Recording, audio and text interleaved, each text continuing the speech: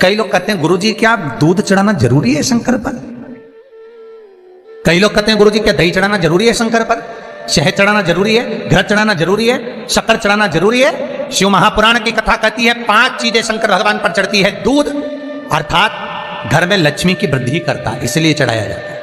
दही शंकर भगवान पर इसलिए चढ़ाते हैं क्योंकि यह परिवार को जोड़ता है। जिसके परिवार में क्लेश ज्यादा होता है, जिसके परिवार में आपस में तकरार ज्यादा होता है, उसको दही जोड़ता है। शहद घर में चिड़चिड़ प्रवृत्ति को समाप्त करता है। घी रोग को समाप्त करता है।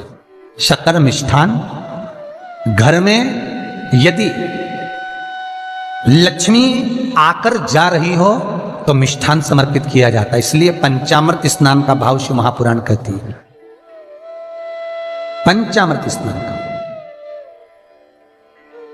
भगवान इसलिए 5 चीजें शंकर को समर्पित हैं। दूध, दही, घृत, शहद, शक्कर अर्थात मिष्ठान।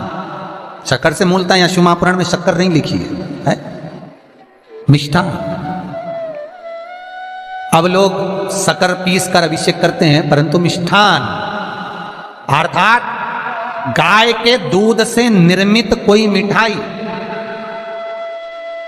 और उस मिठाई से भगवान शंकर का अभिषेक। अब लोग भले शक्कर रखने लगे शंकर जी के अभिषेक में, पर यहां शक्कर नहीं लिखा है, यहां मिष्ठान।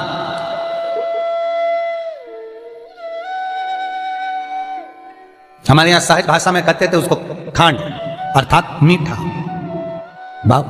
भगवान शंकर को समर्पित हो।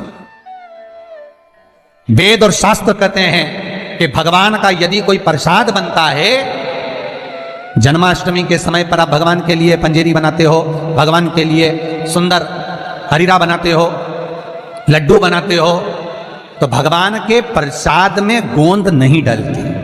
ध्यान रखना, आपकी बहू का जापा हो, डिलीवरी हो, तो खूब बादाम गोंद सब तल तल के खिलाओ, पर भगवान का जापा हो, भगवान का जन्मदिन हो, भगवान का जन्मोत्सव हो, रामकृष्ण का जन्मोत्सव हो, तो उसमें गोंद तलकर प्रसाद में कभी मत डालना, क्योंकि उसमें ब्राह्मण हत्या का अंश है।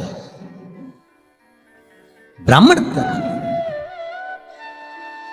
और विद्वान जो ब्राह्मण होते हैं साहब, जिन्होंने शिव महापुराण की कथा या भागवत पुराण पढ़ी होती है, सुनी होती है, वो ब्राह्मण कभी भी, जो विद्वान ब्राह्मण होंगे, वो कभी भी गोंद का लड्डू, गोंद तली हुई कभी नहीं खाएंगे। भले वो देसी घी में तले, कुछ भी तले, पर गोंद नहीं खाते, गोंद का लड्डू नहीं खाते।